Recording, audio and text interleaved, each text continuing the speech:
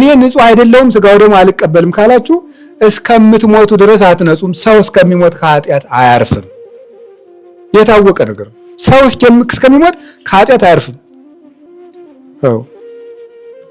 ለስጋው ለደሙ ንጹህ ሰው ፈልግ ካላችሁኝ እኔ ከድንግል ማርያም በቀር አላገኝም።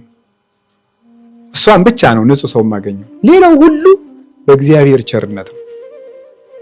አንዱ በተግባር በድሏል፣ አንዱ በንግግር በድሏል፣ አንዱ ደግሞ በሐሳብ። ጻድቃን እንኳን እገሌ ገሌ ብዬ አባቶችን ስም ጠርቼ መንቀፍ አልፈልግም። ጻድቃን እንኳን ቢያንስ የሐሳብ ፈተና እንኳን ተፈትነዋል። ስለዚህ እንደዛ ከሆነ አንድ ሰው ንስሐ ገብቶ ይቁረብ፣ ተግባሩን ያቁምና ይቁረብ ነው እንጂ የተባለ አይ ንጹህ አይደለም እኔ አልቆርብም አንደኛዬን ነጽቼ ተው እንጂ። መቼ ነው የምትነጻው? እስቲ አፈርን በውሃ ጠቡት ምን ይሆናል? እንደዛ አባቶቻችን አሁን እዚህ ስማ ሲተረጉሙ ህድግ ለናበሳን ወየጋየነን ሲተረጉም ይላል አፈር ቢያጥቡት ይነጻልን? እንዲሁም የኔ ሰውነት ከበደል አይነጻምና በደልን ይቅር በለኝ እምንለው ለዚህ እኮ ነው። ሰው ከአፈር ተፈጥሯል። አፈር መሆናችንን አስብ ያለ ዳዊት ለዚህ ነው። አፈር ከጭቃነቱ ታጥቦ ሊጠራ አይችልም።